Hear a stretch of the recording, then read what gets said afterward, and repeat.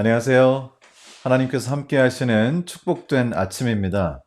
오늘도 우리 주님께서 저희를 마음속에 성령으로 역사하시고 하나님의 은혜로 저희 마음을 채워주시기를 주님의 이름으로 축원합니다. 잠깐 기도하시고 오늘 아침에는 사무엘하 1장부터 6장까지 내일 안식일 말씀까지 좀 합해서 좀 말씀을 나누도록 하겠습니다. 기도하겠습니다. 우리를 사랑하시는 하나님, 우리 주님께서 저희에게 복을 주셔서 말씀 속에서 은혜를 경험하게 하시고 또 주님의 뜻을 찾게 하시고 또 그것을 함께 나누게 하심을 감사합니다.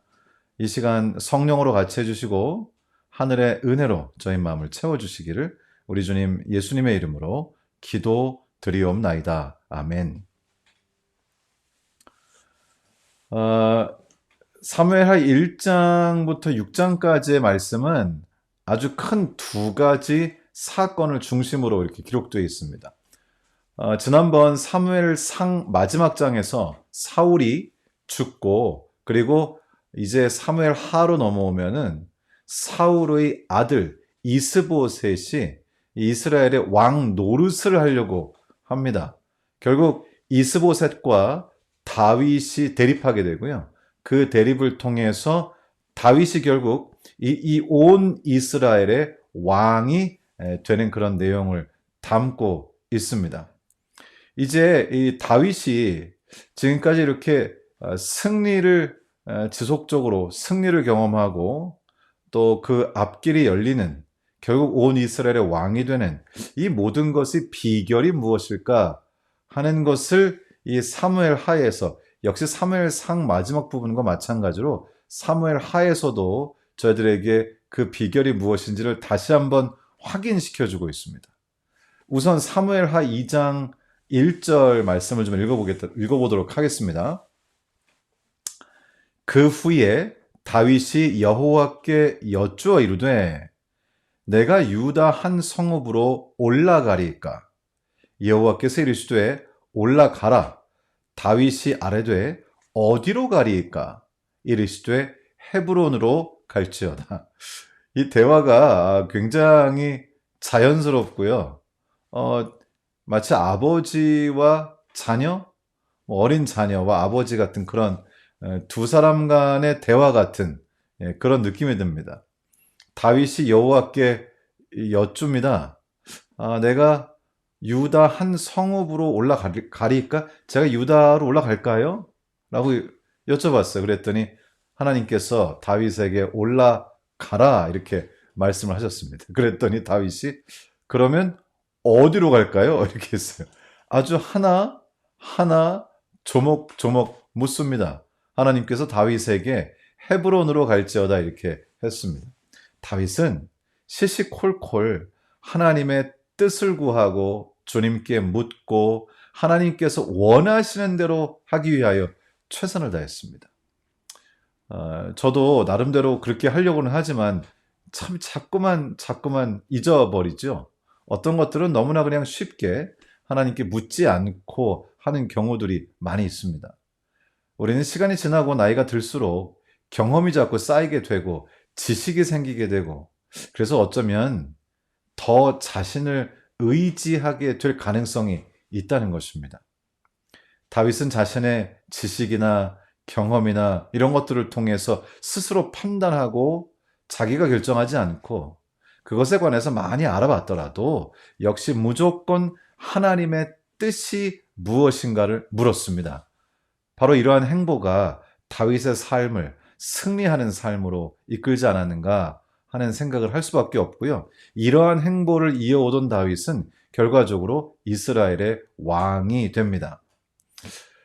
특별히 남자들이 운전을 할 때는 잘 모르는 곳을 갈 때 길을 묻기를 싫어합니다. 요즘은 내비게이션이 나와서 또 특별히 전화기마다 구글 맵이 있고 다 내비게이션이 있어서 요즘은 그럴 일이 많지 않습니다만 예전에는 잘 모르는 길을 갈 때도 자존심을 세우느라고 잘 물어보지 않는 경향이 있었어요. 저도 결혼 초에 그런 적들이 좀 있습니다. 제가 좀 길눈이 어두운 편이다 보니까 사실 길을 잘 못 찾곤 했는데요. 그 동네에 잘 아시는 분에게 물어보면 되는데 또 자존심이 있어서 묻지 않고 뭔가 스스로 해보려고 하다가 아주 오랜 시간 동안 헤매다가 결국은 물어서 알게 되는 그런 일들이 있었는데요. 뭐 자존심 세워야 몸만 고생하지요. 그래서 지금은 잘 모르면 무조건 묻습니다. 우리를 너무나 잘 아시는 우리 하나님, 우리의 체질을 아시고 우리에게 생명을 주신 분이시고 사실 정말 모든 것을 아시는 전지전능하신 하나님께 묻는 것은 어쩌면 너무나 당연한 것이 아닌가 하는 생각을 해보게 됩니다. 사무엘의 1장부터 6장까지의 다윗의 행보를 통해서 우리 주님께 묻고 하나님께서 하라고 하는 대로 행하는 이 다윗의 모습은 참으로 아름답고 또 저희가 지금을 살아가는 저희들도 따라가야 하는 그런 모본이 아닌가 하는 그런 생각을 해보게 되고요. 우리의 모든 것을 아시는 우리 하나님께 묻는다고 하는 것은 우리 모두의 특권이라고 할 수가 있습니다.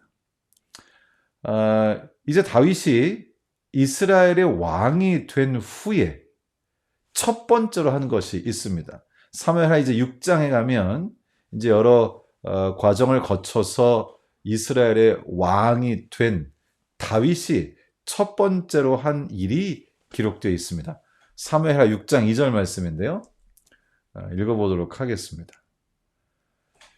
다윗이 일어나 자기와 함께 있는 모든 사람들과 더불어 바알레 유다로 가서 거기서 하나님의 궤를 메어 오려 하니 그 궤는 그룹들 사이에 좌정하신 만군의 여호와의 이름으로 불리는 것이라.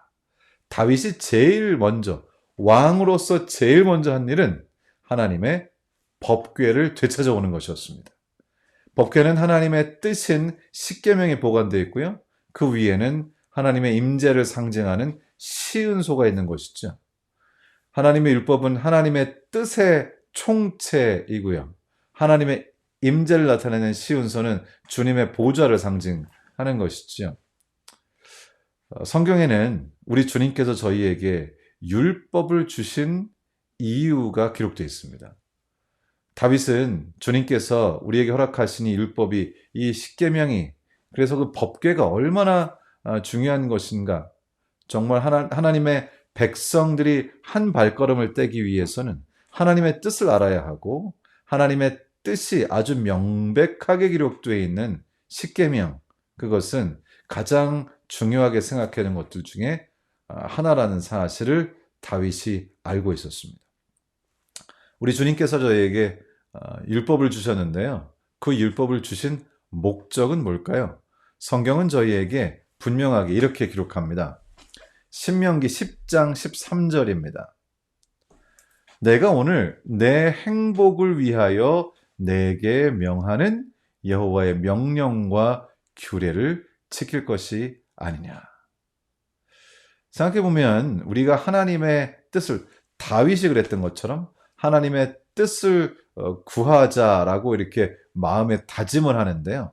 하나님의 뜻이 아주 명백하게 기록된 것이 하나님의 계명입니다. 하나님의 계명을 따른다는 것은 하나님의 뜻을 따르는 것이고 하나님께서 원하시는 것은 우리의 행복입니다. 그러니까 결국 하나님의 계명, 주님의 율법, 주님의 명령의 목적은 우리의 행복이 되는 것이고 우리가 행복하기 위해서 가장 먼저 해야 될 것은 하나님의 뜻을 아는 것이죠. 하나님께서는 우리를 가장 좋은 길로 인도하시고자 하시는 그런 의도가 있으시고 우리를 사랑하시기 위하여 우리를 창조하시고 우리를 사랑하시는 분이시고 하나님의 존재의 양식 자체가 하나님은 사랑이시라. 사랑입니다. 그 주님께서 우리를 향해서 가지고 계신 뜻을 잘 알 때에 우리는 결국 가장 최고의 길을 걸을 수 있고 하나님께서 허락하시는 귀한 축복 가운데 살 수 있다고 하는 것인데요. 우리 주님께서 허락하시니 행복의 기초, 주님의 율법, 하나님의 계명, 다윗은 그것을 다시 되찾아오는 것을 왕으로서의 첫 번째 임무라고 판단했습니다. 우리 주님께서는 저희에게 이 법을 통해서 우리를 보호하시고 우리에게 가장 좋은 것을 주시기를 원하시죠. 저희 교회에 이제 갓난 아이들을 또 어린 아이들 가지고 있는 가정들이 많은데요. 가보면 이 가정들마다 이 아이를 위해서 이렇게 뭐라 그러나요? 이렇게 울타리 같은 게 이렇게 있어요. 어떻게 생각하면 왜 불편하게 아이를 가두어 두지? 그러나 사실 누구도 아이를 키우는 가정에 가서 특별히 어린 아기를 키우는 가정에 가서 아기를 보호하기 위해서 울타리 같은 이런 것을 펜스를 쳐놓은 걸 보고서 아니 왜 아기를 가두어 두지? 이렇게 생각하는 사람은 없을 것입니다. 그것은 오히려 아이를 보호하기 위한 것이죠. 생각해보면 저도 지금 저희 집에서 이렇게 방송을 찍고 있는데요. 저희가 이 벽이 있기 때문에 답답하다. 왜 나를 이 집에 가두느냐. 이렇게 생각한다면 참 사실 그것은 큰 오해겠죠. 우리가 만일에 벽도 없고 지붕도 없는 허허 벌판에 홀로 누워 잠을 잔다면 지금처럼 요즘에 저희 동네에 최근에 비가 좀 많이 왔는데요. 이렇게 비가 내리고 또 바람이 불고 온도가 떨어지고 이슬이 내리고 하는 그런 상황에서 사람은 견디기가 어려운 것이죠. 결국 이제 그것이 노숙이죠. 노숙하는 것이 정말 좋다. 이렇게 생각한 사람이 얼마나 있을까요? 사실 생각해보면 우리는 오히려 이렇게 벽으로 어떤 공간의 한계를 짓고 그리고 나를 보호하고 지붕을 씌워서 이 집이라고 하는 공간 안에 들어와 있을 때 마음의 안정감을 느끼게 되고 안전하다고 느끼고 편안하다고 느껴서 침대에 누워서 밤에 잠을 잘 수가 있는 것이죠. 우리 주님께서 저희가 허락하시는 이 계명, 율법이라고 하는 것은 우리의 축복으로 주어진 것입니다. 다윗은 이것을 너무나 잘 알았습니다. 그래서 다윗은 결국 제가 오늘 두 가지라고 했지만 이 사무엘하 1장부터 6장까지의 말씀은 결국 이 한 가지 어떤 그 큰 한 가지 이 개념을 가지고 있는 것 같아요. 다윗은 그의 생애에서 그것이 무엇이든지 간에 하나님의 뜻이 무엇인지를 아는 것을 첫째 우선순위로 두었다는 것입니다. 그리고 그것이 다윗의 생애를 형통하게 한 것이죠. 여러분은 어떠신가요? 저도 가끔씩 하나님께 묻기보다는 제 개인적인 판단을 먼저 동원할 때가 있는데요. 그리고는 또 후회하죠. 그래서 요즘은 제가 아예 지금 이 방송을 찍는 컴퓨터 옆에 모니터를 따로 두고 그곳에 하나님께 묻는 또 하나님께 아뢰는 기도 목록을 두고 있습니다. 우리 주님께 묻고 우리 주님께 구할 때에 이 마음의 모든 시름과 모든 걱정들이 다 사라져가는 것들을 느낄 때가 참 많이 있습니다. 다윗은 하나님의 뜻을 묻는 것을 최고로 삼았습니다. 하나님께 시시콜콜 일일이 묻고 그리고 하나님의 뜻이 아주 명백하게 담겨있는 하나님의 십계명, 그것이 들어있는 법궤, 그리고 하나님의 임재, 그분의 뜻을 상징하는 이 시운서, 바로 그 법궤를 되찾아오는 것을 첫 번째 우선순위로 삼고 그것을 가장 중요한 왕의 사명으로 삼았다는 것이죠. 저희들도 마찬가지입니다. 하나님의 뜻을 깨닫고 하나님의 뜻이 담겨있는 계명과 율법이 우리 가정을 지키는 가정의 원칙이 되게 하는 것, 다윗처럼 그것을 혹시라도 그것이 잘 안 되고 있다면 다윗처럼 그것을 되찾아오는 것, 그것이 우리가 할 일이라고 믿습니다. 여기 부주와 선지자 34페이지에 이런 말씀이 있습니다. 사랑의 율법은 하나님의 정부의 기초이므로 모든 지성적 존재들의 행복은 그들이 이 의의 대원칙과 완전히 일치함에 달려있다. 사랑의 율법. 보통 사람들이 이 두 가지를 자꾸 떼어놓으려고 하죠. 두 가지가 배치되는 것처럼 생각하려고 하지만 분명히 여기는 사랑의 율법이라고 그렇게 기록합니다. 맞는 말씀이죠. 요한에서 4장 8절의 말씀처럼 하나님은 사랑이십니다. 그리고 율법은 하나님의 뜻을 기록하는 것입니다.